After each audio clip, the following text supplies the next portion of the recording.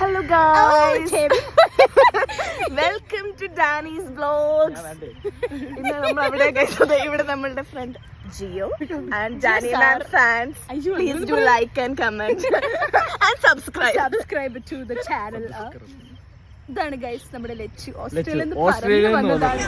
Welcome to Danny's YouTube channel.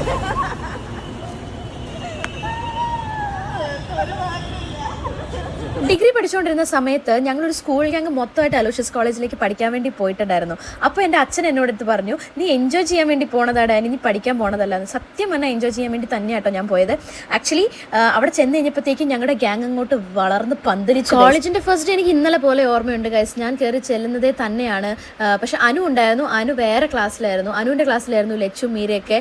ഞാൻ എൻ്റെ ക്ലാസ്സിൽ ഫ്രണ്ട്സ് ആക്കി, അവളുടെ ക്ലാസ്സിലും ഫ്രണ്ട്സ് ആക്കി. പക്ഷേ ക്ലാസ് കഴിഞ്ഞ് വരുമ്പോഴത്തേക്കും ഞങ്ങൾ എല്ലാവരും ഒറ്റ സെറ്റ്. അലൂഷൻസിന് അറിയായിരിക്കും നമ്മൾ ക്ലാസ് കഴിഞ്ഞ് വന്നു കഴിഞ്ഞാൽ എവിടെയാണ് മീറ്റ് ചെയ്യുന്നതെന്നുള്ളത്. കട്ടെ നമ്മുടെ മദർ തെരേസ പീസ് പാർക്ക്. അവിടെ പീസേ ഇല്ല ഗൈസ്. ഞങ്ങൾ അവിടെ നിന്ന് എത്ര നേരം വർത്താനം പറഞ്ഞിട്ടുണ്ടെന്നുള്ളത് ഞങ്ങൾക്ക് ഒരു കണക്കുമില്ല.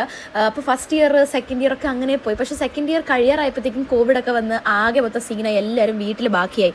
അങ്ങനെ നമ്മൾ കണ്ടുമുട്ടിയ ഫ്രണ്ട്സ് ഇപ്പോഴും ഞങ്ങൾ നല്ല വൈബിൽ പോയിക്കൊണ്ടിരിക്കുകയാണ്. ഒരിക്കലും മറക്കാൻ പറ്റാത്ത മെമ്മറീസാണ് അലോഷ്യസിൽ ഞങ്ങളൊക്കെ ക്രിയേറ്റ് ചെയ്തത്. ഞങ്ങൾ ഒരുമിച്ചായിരുന്നു, ഒരു പി ജിയിലായിരുന്നു സ്റ്റേ ചെയ്തത്. അവിടെ നമ്മൾ ലൈക്ക് ഫാമിലി ആയിരുന്നു ഞങ്ങൾ.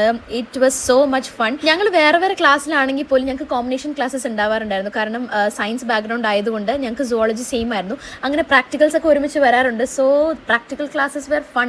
പിന്നെ കോവിഡിൻ്റെ സമയത്ത് ഓൺലൈൻ എക്സാംസ് ആയിക്കോട്ടെ, ഓൺലൈൻ ക്ലാസ്സസ് ആയിക്കോട്ടെ, എല്ലാം ഫണ്ണായിരുന്നു. തേർഡ് ഇയർ കഴിഞ്ഞത് ഇവരെല്ലാവരും അബ്രോഡിലേക്ക് പോയി ഹയർ സ്റ്റഡീസിനായിട്ട്. അപ്പോൾ അങ്ങനെ അവൾ വെക്കേഷന് വന്ന ഒരു കാഴ്ചയാണ് നിങ്ങളിപ്പോൾ കണ്ടുകൊണ്ടിരിക്കുന്നത്. അങ്ങനെ ഞങ്ങൾ മടിവാളയിലേക്ക് പോയതാണ്. മടിവാള ലേക്കിലൊക്കെ പോയിട്ട് ഞങ്ങൾ ദുനിയാവ് റെസ്റ്റോറൻറ്റിൽ പോയിട്ട് ഫുഡൊക്കെ കഴിച്ചു. നീർദോശ, ബീഫ്, ചിക്കനൊക്കെ കഴിച്ചു. എരിവുള്ള ഫുഡ് എനിക്ക് ഒത്തിരി കഴിക്കാൻ പറ്റില്ല.